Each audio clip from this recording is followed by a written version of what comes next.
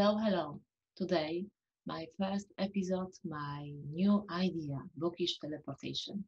Why bookish teleportation? Because I'm a bookish girl. I'm a huge bookworm. I like Star Trek, and for me, it's like a great connection. Bookish and teleportation. Because for me, books are always like a unique, wonderful way to go somewhere without going somewhere. It's a little complicated, but probably if you like books, you know these feelings. And tell me, how many books do we really remember? Which is the first book remember reading, or maybe it's just disappeared?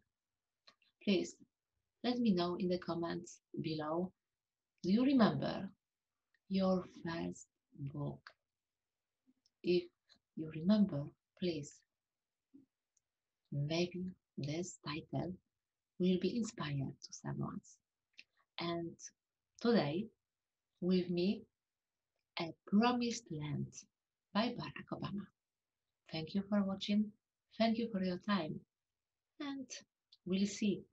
Probably I will inspire you to read a lot. A Promised Land by Barack Obama. 7 parts and 27 chapters. No worries, I try to make a long story short. Barack Obama written. To Michelle, my love and life partner. Part 1. The bed. I had made a bed a long time ago, and this was the point of reckoning. Barack Obama takes us back to an early time, recalling the influences of his maternal grandparents and mother, his upbringing and education, from lackadaisical to Harvard standout, his awakening to his mixed-race identity, the very strangest of my heritage, like he said, and the power of social movements, where ordinary people joined together to make change. Where would Obama make his mark in the world? Then he met and falls in love with Michelle Robinson and asks her the most important question of his life. There are challenges from him and Michelle.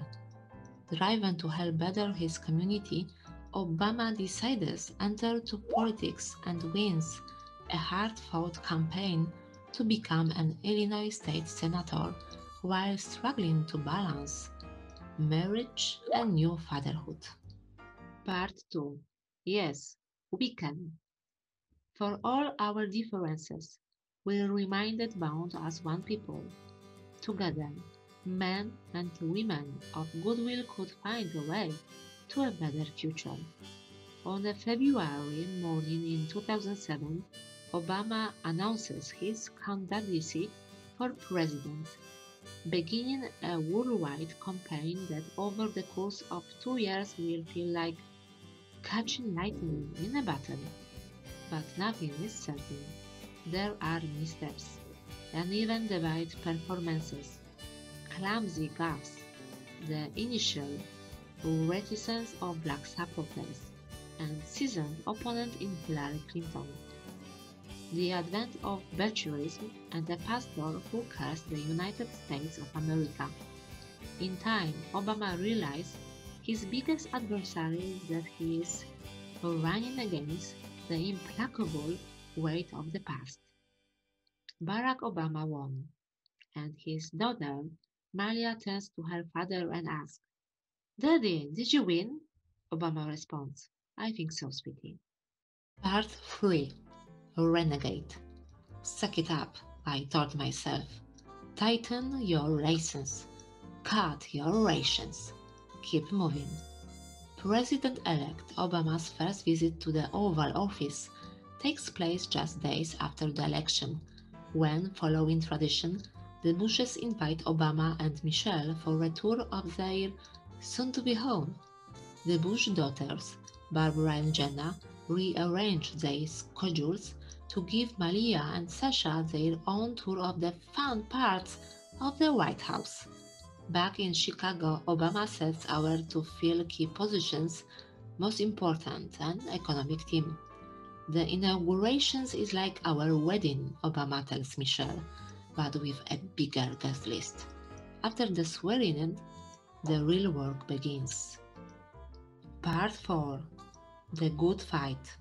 Our history has always been the sum total of the choices made and the actions taken by each individual, man and woman. It has always been up to us. President Obama steps onto the world stage, attending his first G20 summit in London, meeting with Russian President Dmitry Medvedev, giving his famous counter-terrorism speech in Cairo, attending the 65th anniversary of D-Day. You've been cursed with people's high expectations.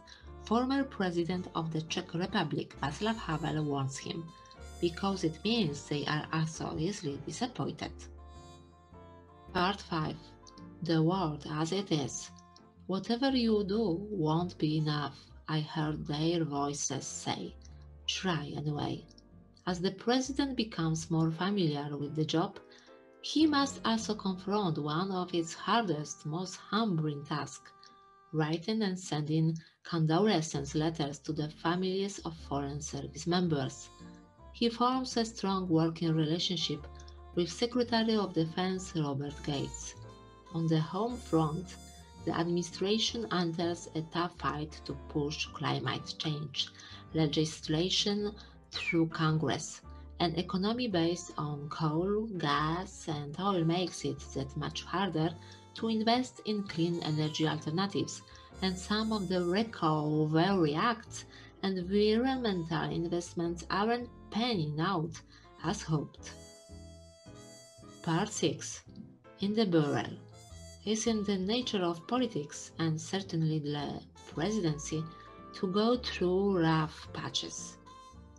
Chief of Staff Rahm Emanuel, wanting to restart momentum, suggests Wall Street reform.